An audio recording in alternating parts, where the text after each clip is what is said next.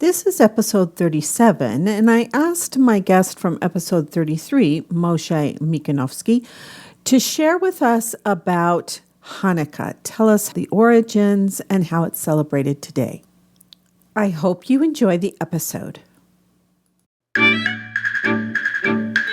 Welcome to Story Power, a bi-monthly podcast where my guests and I geek out about the stories we're passionate about in all different genres, styles, and formats. My name is Lucinda Sage-Midgorden, and I started this podcast during the summer of 2020 at the height of the COVID-19 pandemic. As I watched the reaction of my friends, family, and social media circle, I noticed that many people turned to stories for comfort and help in making sense of the craziness going on around them. My goal was to do the same for my listeners, but as I chatted with my guests throughout the first year, I discovered that their personal stories were the most fascinating thing about each episode. Neil Gaiman says, "Fairy tales are more than true not because they tell us that dragons exist, but because they tell us that dragons can be beaten." I now know that sharing our experiences with others helps us defeat our own dragons. It is our stories that connect us to one another. Let's see what wisdom today's guest has to share with us. Moshe, welcome back to the show, first off. Thank you so much. Thank you so much. I'm really happy to be here again. And I'm excited too. And the reason I wanted to have you back on again is because I always see that word Hanukkah in December. And I know a little bit about it, as I said before, from my religious studies, but I have always wanted to know more about it. I lit my candle on my desk in honor of Hanukkah. Nice. So do you? This is going to be a special episode for the holidays. Last year I had a Christmas one, so I'm hoping that you will tell us as many things as you want to about Hanukkah, why you celebrate it, how you celebrate it. I'm just going to let you go and talk about it. Oh, okay, perfect. So just talk as much as I want. Yes. Nice. Okay. So yeah, one of the things that I guess commercialization and also the fact that it's so close to Christmas happened to Hanukkah, I think in recent year, I'm not sure how long, but mostly, in North America, I've noticed that is that people think it's the most important Jewish holiday, but it's actually not. The more important Jewish holidays, in the Jewish calendar are coming from the Torah, the 5 books of Moses, that, there are the specific holidays where people will go to the temple. So that will be Passover, Shavuot, and Sukkot, which is in 3 times of the year around the calendar. There will be also the high holiday, the Rosh Hashanah and Yom Kippur. Right. Hanukkah is actually a later holiday. It's not from the Torah. It's from events that happened around the temple in Jerusalem. I believe around the 2nd century BCE, something like that. So what actually happened over there was the Jewish temple in Jerusalem. This is where the central world of the religious world were back then. Not like these days that we have synagogues everywhere, and if you're Jewish, you can go to the synagogue or to a temple. Back then, there was really one temple in Jerusalem. This is where the work was done, the holy work. Oh, yeah. And the temple had very specific rules about, how it was built and what is the exact work to be done in it and who can do the work. Everything had to be sanctified and be pured, etc., etc. But, the land of Israel had lots of wars during the years of different conquerors, different empires that wanted to conquer it. And each empire brought their own rules and whatever. Some of them were more the people to practice the religion, and some of them were not. They wanted the local people to basically convert or just stop practicing their own culture and their own religion. Mm-hmm. So this is what happened back then. It was the Greek Empire.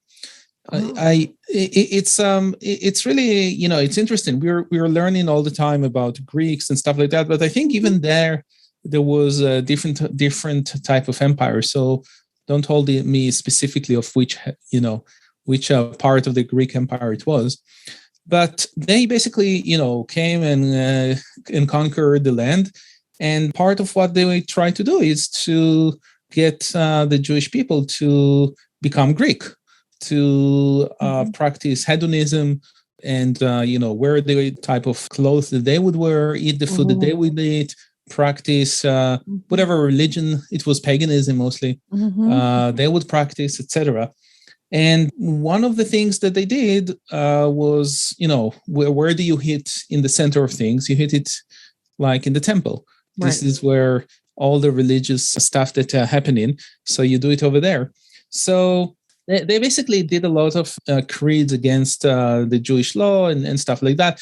They put a big statue in the temple, and statue is one of those things that, Jews were not allowed to practice against, and it was against the law, and so it's one of the 10 Commandments, actually. So it's one of those things that is very dear and near to Jews. I think that they did also other things related to eating pigs and things like that. In the temple?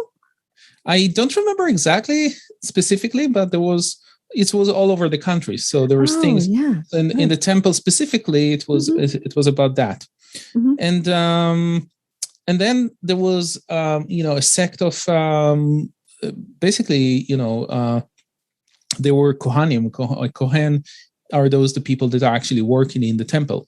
So there is the what we call the chief kahuna. Kahuna is actually, we think, is coming from that word. It's very interesting if you like linguistics. Why they're using that word kahuna, but it's very similar to Kohen. And you may know this last name. It's a very known last name in for Jewish people. So there was these families of Kohens that would work at the temple. That would be their main work. And one of them was called Masisiao, and he had a few sons, and they were trying to rebel against these invaders. So some of the rebellion was religious, but some of the rebellion was army rebellion. It was a war, basically. So what happened in the temple? There was this the menorah, and the menorah had 7 candles in it. And every day, the Kohen that would do the work inside the temple, he would basically make sure that there is enough oil in the candles, and it will fix the candles. So the menorah will always have light in it. That was one of the things they do inside the temple. And there was also several families around the country that would produce the oil that would be used for that. So the oil has to be very pure. Usually it will be just from the first drops of every olive that will go into that oil. And it will have to be also, sanctified for the usage in the temple.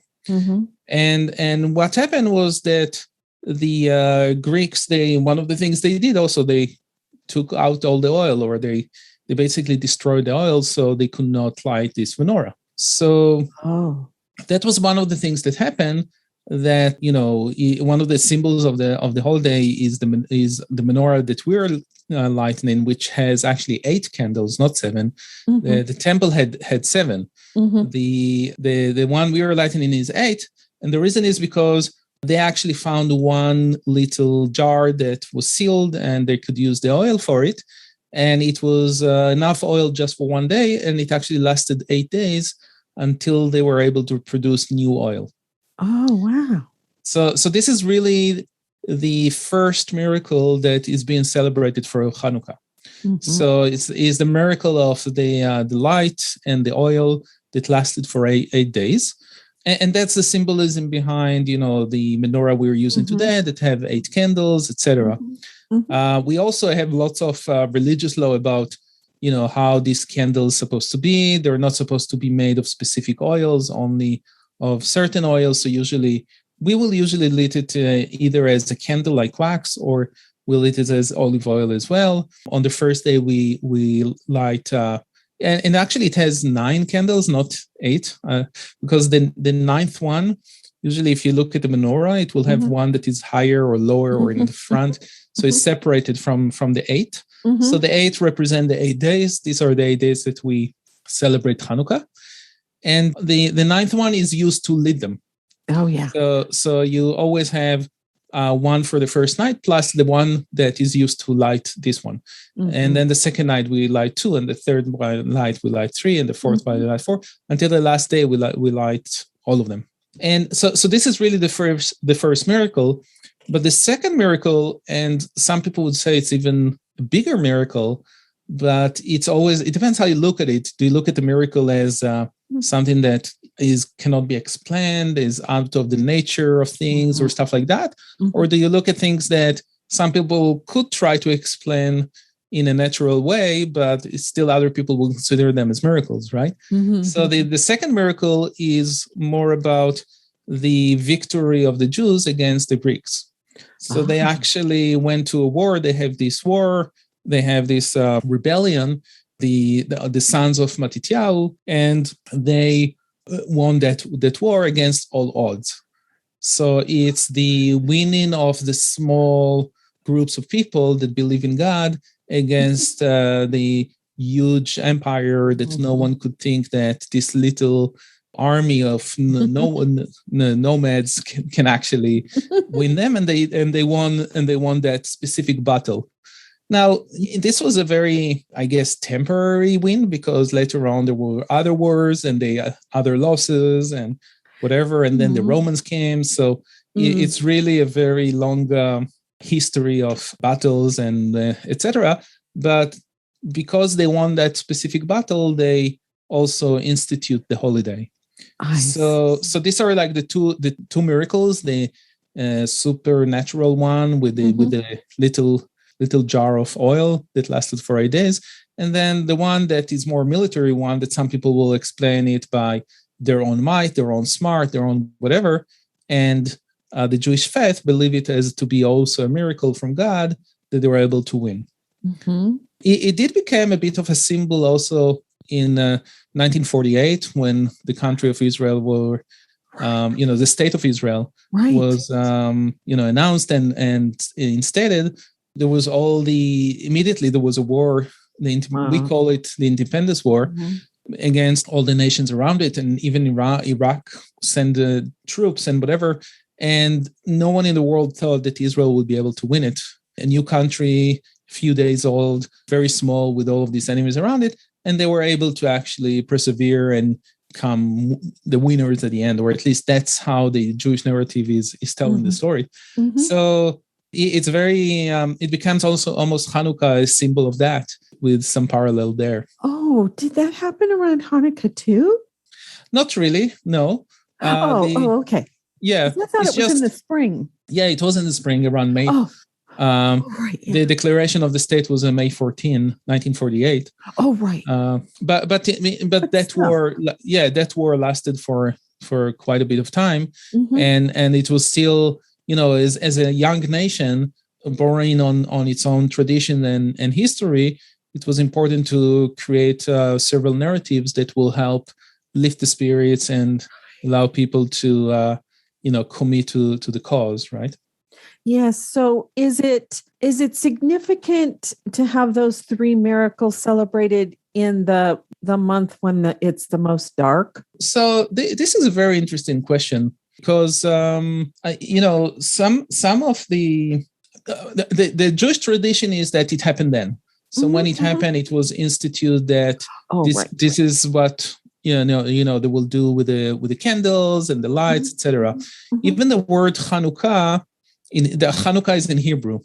So we say in English Hanukkah, but in Hebrew it's Hanukkah. And if you think about the word Hanu, the word, the first part of the word is actually to settle or to stop or to settle down or something like that. Ka at the end is the letters Kaf, Hey, which it's basically 25. The letter Kaf is like 20, and the letter Hey is like 5. And what they're saying is that the war actually stopped on the 25th of that month. And if we're looking at the Jewish calendar, the first day, you know how Hanukkah always doesn't always fall on Christmas? Oh, right. Yes, yes. Well, you have a different calendar, don't you? Exactly. So the Jewish calendar is a lunar calendar, where the general calendar is a sun calendar, solar calendar. And the Jewish calendar has also these different months. So Hanukkah is on the third month of the year. So the first month of the year is when Rosh Hashanah starts. This is a month. This is the month of Tishrei, and Rosh Hashanah is the head of the year. And then the second, usually in September, right? Usually it's around September. This year it was in September. Yes. Okay. Last year it was like right at the end of September. And then the second month is called Cheshvan, and the third month is called Kislev. And Kafhei is the 25th day of Kislev.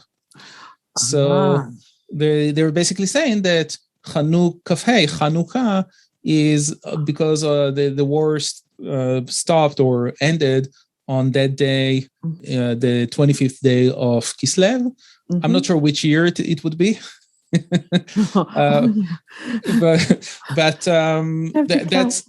That's where we're really the tradition of doing the holiday at that time of the year. But your question is still very interesting, because there are a lot of other holidays that are associated with lights and happen around the same time of the year, which is the shortest day of the year, the darkest day of the year, etc. And that's a really, really interesting question for smarter people than I am that maybe study these things study these things related to religion cultures and religion progressions, and how they got these different, how do they started doing specific things. And there is definitely, from what I read in the past, there is definitely things about traditions of lighting the nights with candles or with fires during those times of the year. And probably some holidays became almost like borrowed from other traditions or from other religions throughout the same time of the year. Yes. So can you tell us how you celebrate Hanukkah? Yeah. So we will have, the menorah, and we will make sure to prepare before the holiday enough candles for the entire week or 8 days. So usually when I was little, my dad will have his menorah, and he will light it, and we usually will all of us will just use that one menorah that he will light. These days, like in my family, we have almost a menorah for each person. So when my kids had their bat mitzvahs, they each got a menorah, and now they're all lightening it. Although it doesn't really, one is enough. You don't really have to do it. It's just a nice thing that, each one has their own, and then you have a big table, and then the table has all of these menorahs on it. One of the things is that we also make sure to put it by the window so people will be able to see it from outside. Some people will even try to put it outside of the house. So you would see in Israel, there is a lot of places where they will have these glass boxes, almost like upside down aquarium, that they will put maybe with a bit of space to have oxygen coming in, so they don't die, the lights. But at least there is not going to be wind or water or anything. And the idea there is to make the miracles shown to everyone. So it's like marketing. It's like shouting. It's hard for me to translate. I have the words in Hebrew in my head. It's hard for me to translate them exactly to English. But the idea is to make that miracle known around the city, around everyone, so everyone will remember that miracle. And I don't know in your area, but some people might be familiar with the Lubavitcher Hasidim, and they will have these big menorahs that they install in different places, like in front of town halls and city halls. And sometimes they will even put some on their cars, and they will drive around with them. they're all electricity, so they're not really, if you want to say, so you will have your one at home that you will light it, or in the shul. Those is more for people, again, to be aware of the miracles that happen.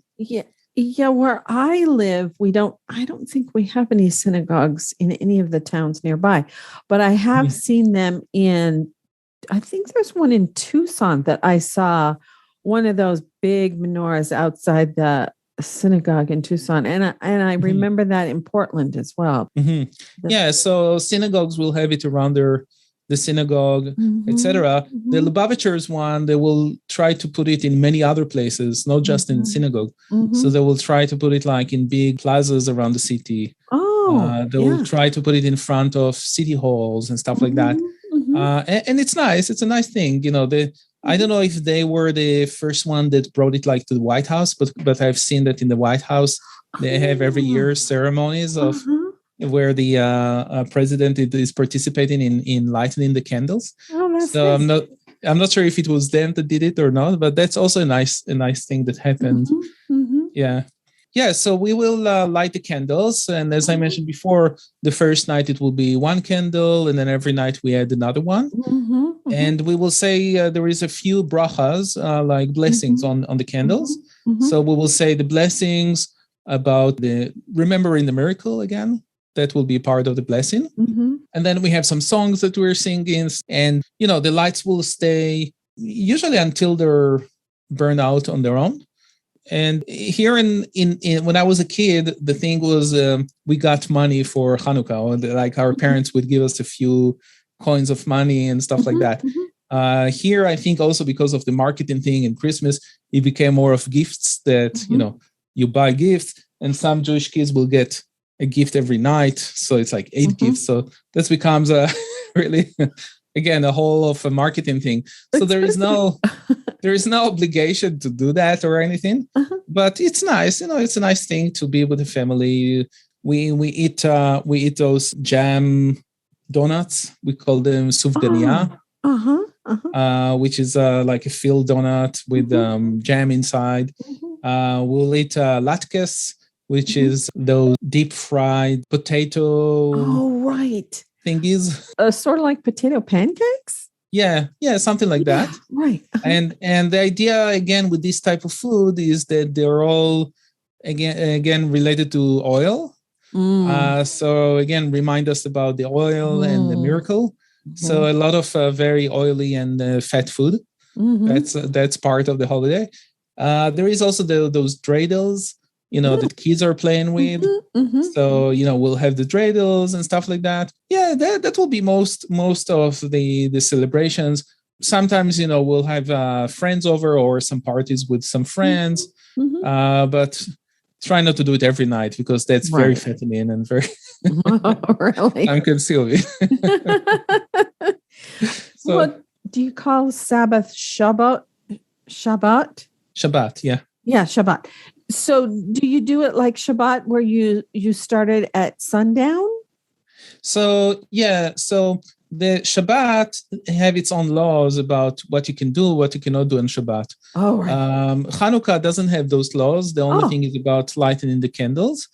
Some people, one of the main thing is not to do work when the candles are on, and also not to use the candles for, like, don't sit next to the candles and read in their light, because they're using something that is for a holy practice, and you shouldn't really enjoy that. It's just for what it is supposed to be. But other than that, it's a regular, it's a regular day, really. There is in the Jewish days actually start at night and end the following sundown. So that's why Shabbat will start Friday night after sundown, basically until the next night. So the Jewish calendars will actually start this way rather than midnight to midnight, like in the regular calendar. So that's why we will usually light the first candle after it's dark outside the first night.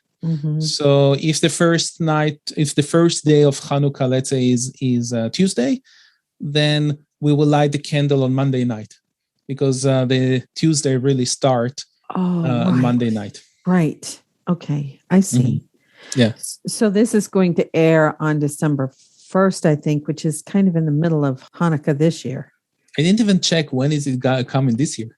It's yeah. yeah, I can't remember. I think I'm looking at my calendar. Yeah, I'm checking it right now. Yeah, so it's starting November 28th and until December 6th. Yes, so this is airing December. I don't usually have 3 in a row, but I wanted to have this one air during Hanukkah. So, okay. Yeah. Yeah. So it's actually, if you do search Hanukkah 2021 on Google, it will tell you, will begin the evening of Sunday, November 28th, and ends in the evening of Monday, December 6th. So it's really the first day is Monday, and it starts on Sunday night. Because is that because of the lunar calendar? Yeah. Yeah, because everything is based on the lunar, and the lunar start at night, and usually you will start seeing the moon when it's dark outside. Right. Yes, exactly. Yes. Now, are there any books about Hanukkah that you can recommend if people want to read more about it? As in fiction or nonfiction? Well, I was thinking nonfiction for people who are sort of like me, where I see a historical fiction story, and then I got to go read the read the actual history. But yes, both. Say both. It's interesting because I don't think I ever really read a nonfiction book about Hanukkah, only because I learned about it at school every year since I was 3 years old. So that was the curriculum every year to learn about it, etc., etc. I did read a few years ago a really good book that I really enjoyed, but it was a fiction, and it was historical fiction about it. Yes, so this is called My Glorious Brothers, and it's written by Howard Fast. Oh, and it's about Simon, the oldest of 5 brothers, chronicles the transformation from farmers to soldiers of the 5 Maccabee brothers, and of their struggle for freedom against the Syrian Greek conquerors of Judah, in a historical novel that recreates the events celebrated by Jews during the holiday of Hanukkah. Yeah. Oh, cool. I have read books by Howard Fast long ago. It was actually published in 1948, so it's quite... whoa. 19. And I gave it 5 stars, so I liked it. Oh, good. Oh, yeah, I remember I kind of remember a little bit about the Maccabees, but it's so long ago that I studied all of that. I don't really remember much. So the Maccabees is that family of Matityahu and his sons. I was going to ask you that when you were talking, but I didn't. I thought, oh no, I'm probably totally wrong. You're right. And now the temple, the only thing is, am I correct? The only thing that's left of the original temple now is the Wailing Wall. Is that?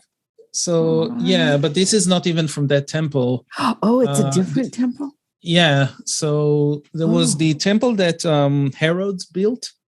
And Herod was a king on Israel that was nominated by the Romans. Right, yeah. And he actually was, his family, well, I'm not even sure if it was his, because I think there was some intermarriage over there as well. But they were the descendants of these Maccabees, the Hashmonaim family. And he decided that he wanted to really build a lot of stuff. He was a builder king in Israel, and he wanted to make a much larger temple. So he enlarged the base of the mountain and rebuilt the temple on top of that. Oh, I see. So, yeah, so the Western Wall, or the Wailing Wall, is actually a part of the wall that was the base of the temple, the mountain. So it's not the wall of the temple itself. The temple itself did not survive. It's just the surrounding platform that the temple itself was on top of. Well, so what happened to David's temple? David actually did not have a temple. Or Solomon's. Yeah. So Solomon's temple was destroyed by the Assyrians. And Oh, and that was even before that's right. the Maccabees. Yeah. And then they went to the Assyrians, destroyed the temple, and they took all the people from the land to Assyria To be and slaves. yeah, exactly. And then after about 70 years, they came back. They started coming back, and then they rebuilt the second temple. Oh, I had forgotten all of that. Because Solomon's temple was the first one. Is that right? Yes. Yeah. So King David, actually, he was the conqueror king. And because of the wars that it went through, it was a decree that God did not allow him to build a temple because he had too much blood of these on his hands of these wars. So he was still, they still have the tabernacle from their time of coming from Egypt in the desert. And this is where the ark was, and all the work was done. He moved it from one place to another place, but at the end, he didn't really build the temple itself. It was only Solomon that built it, his son Solomon, right? Yeah. Oh, wow. Okay.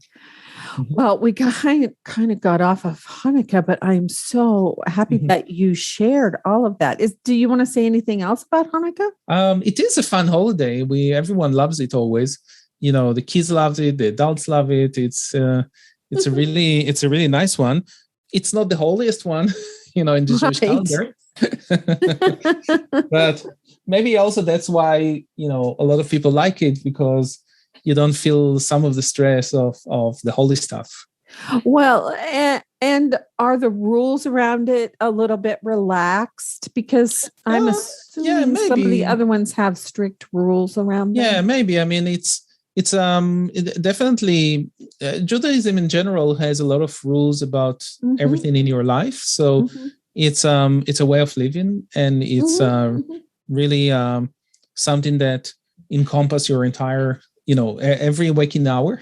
And so it's not that it's less strict, it's just maybe have less laws about it. Oh, yeah. Okay. Yeah. Right. Oh, well, that's cool. So thank you so much for sharing about that. Because welcome, Lucinda. That was very, very nice.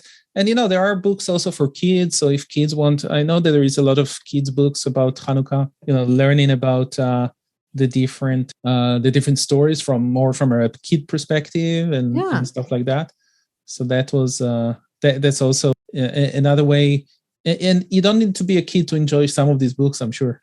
Oh, right. Yeah. Well, I mean, growing up white, Christian, European, with probably no Jewish blood in my background at all. I didn't know anything about it. So when I took those classes, it was really interesting. And I would probably get a lot out of the kids' books about Hanukkah. Maybe. Now, I have one more kind of silly question. Maybe it's silly and maybe it's not. Hanukkah is sometimes spelled with CH, and then sometimes it's just spelled with an H. Yeah. Is there a difference, or is it just whoever spells it? Yeah, no, not really. There is no difference. The problem with English is there is no way to spell or pronounce ha. Right. Ha. Yeah. So that's where in many places it became an H. So that it's just Hanukkah instead of Hanukkah. Well, it is Hanukkah. It's but because if you cannot pronounce the ha, then you will just remain with the ha. So that's why the Hanukkah. Yeah. The ch. I'm not sure where that started, but there is a lot of words like that people will spell with the ch instead of with the h. So instead, it's not Chanukah, it's still Hanukkah. Yes. Right. Yeah. Right. Yeah. I've seen also some last names, not from Israel, I think more from Eastern Europe, that are spelled with KH, and they're also pronounced as a ha. Oh, right. Like I think Khaleesi from Game of Thrones. I think she was spelled with Oh. K. I think she was spelled with KH. Oh. But like in my book, The Resurrector, we talked about it last time. Mhm. I have also a few people that their name is with the Chas. So one of the main Oh. character, his name is Chaim. Mhm. So I opted to spell it with a CH as well. Mhm. Mhm. Mhm. Yeah. Okay. Well, thank you. That's fascinating. Okay. Yeah. So, do you have anything else you want to say before we say goodbye? Well, we always say, Hanukkah Sameach, which is a happy Hanukkah. And that's what I want to wish everyone that are listening, that they will have happy Hanukkah and very enjoy it with your families and with your loved ones. And stay safe as always. Oh, that's a great closing. Thank you so much. You too, listen. It was a pleasure.